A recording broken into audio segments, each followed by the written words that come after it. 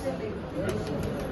Ordinary light na எல்லா directionsலயுமே வந்து light radiations வருது. Laser light வந்துட்டு unidirectionல தான் போகும். What is unidirection? Single directionல தான் போகும். அதை சுத்தி வந்து பெருசா எந்த radiations இருக்காது. ஏன்னா it is happened mainly due to the stimulated emission. Stimulated emission நான் சொன்ன ஆல்ரெடி. Emission வந்துட்டு two types.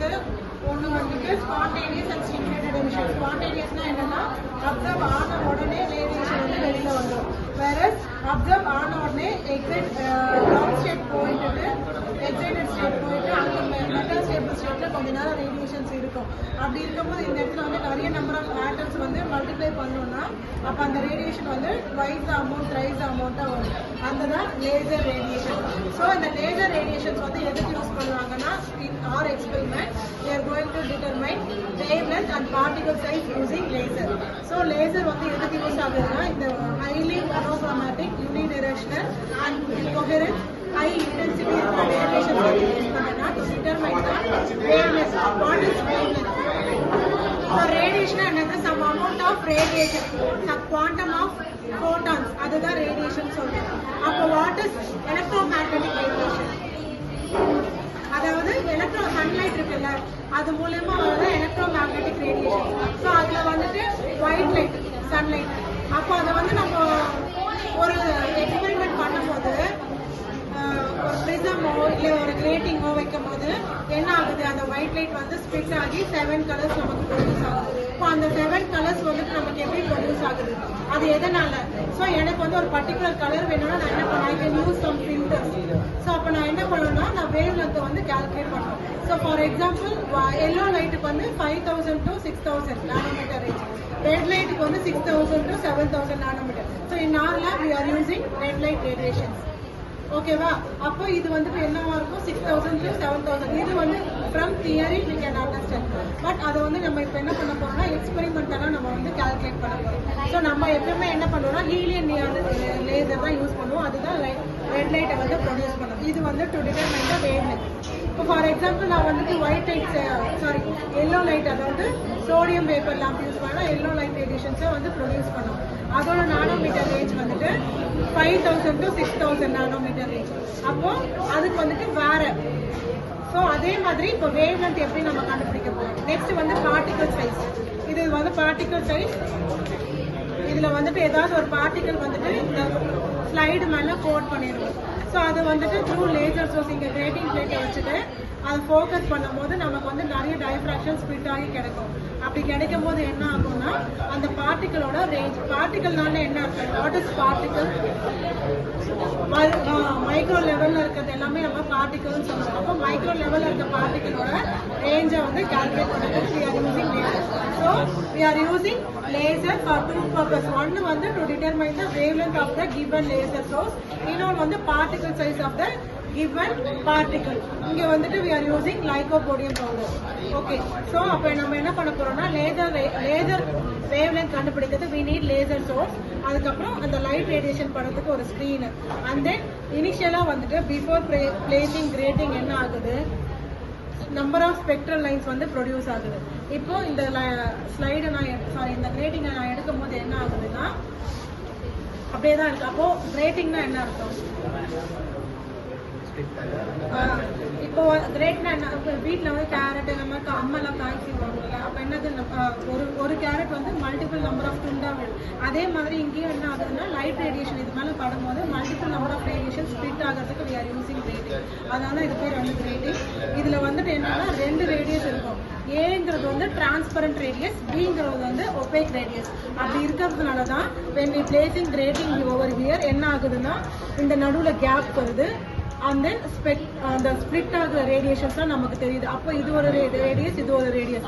இந்த மாதிரி 2500 லைன்ஸ் பர் இன்ச் இந்த கிரேட்டிங்ல இருக்கு. ஸோ அதை வந்து மீட்டராக நம்ம கன்வெர்ட் பண்ணணும். So radiation to determine the wavelength we need laser source and grating and then scale and measure பண்ணுறதுக்கு we need a scale here.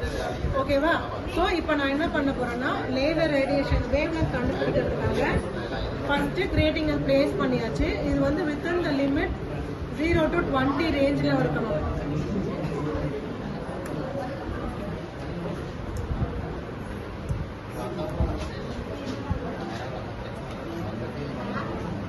Okay. இப்போ wavelength of the given laser source lambda equal to sin theta divided by capital N into small n. Sin theta தெரியும். Okay. Theta னா என்ன? Angle. Sin wave எப்பயுமே வந்து either sin wave இல்ல cosine wave தான் வருவாங்க. We are using sin theta. Capital N will be the number of lines in grating. அது என்ன சொன்னா 2500 lines. Small n will be the order. So இப்போ இங்க வந்து grating place பண்றதுக்கு முன்னாடி இந்த central spot மட்டும் தான் இருக்கு. இப்போ grating வச்சதுக்கு அப்புறமா என்ன ஆகுது, நிறைய spectral lines வந்து ப்ரொடியூஸ் ஆகுது. அப்போ இது என்ன சொல்லுவாங்கன்னா சென்ட்ரல் ஸ்பாட் வந்து மேக்ஸிமா, சென்ட்ரல் மேக்ஸிமா. பக்கத்துல இருக்க ஃபர்ஸ்ட் லைட் ரேடியேஷன் வந்து first order, second order, third order.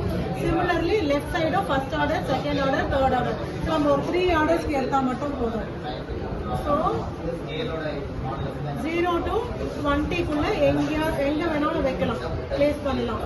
இப்போ இந்த டிஸ்டன்ஸை வந்து என்ன சொல்லுவோம்னா capital D, distance between grating and the screen.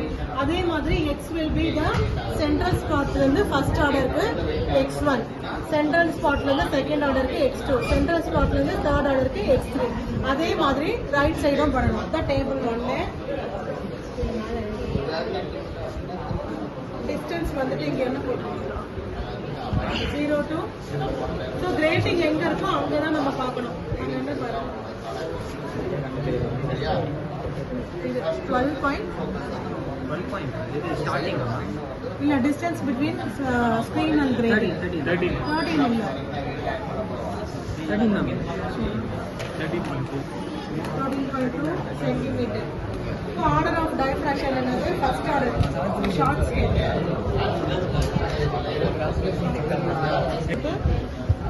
first order angle.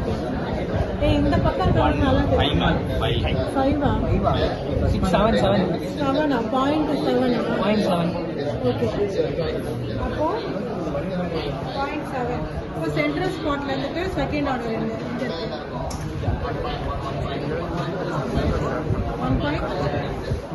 1.9. Third order அதே மாதிரி பாருங்க 2.7.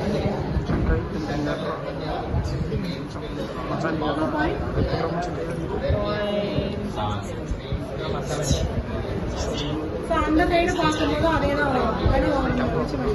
அந்த சைடு இருக்க மெஷர் பண்ணி எவ்வளோ இருக்குன்னு பார்த்துக்கலாம். ஜீரோ மிடில் மேலே வை 1.8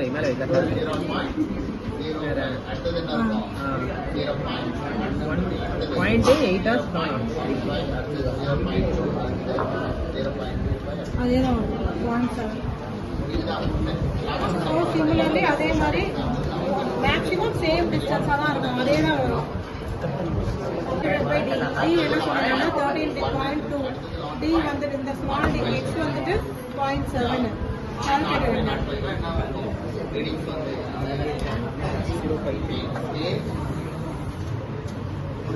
தீட்டா இப்போ tan inverse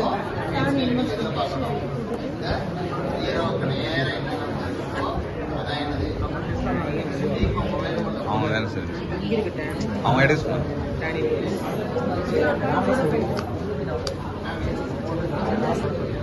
அவங்க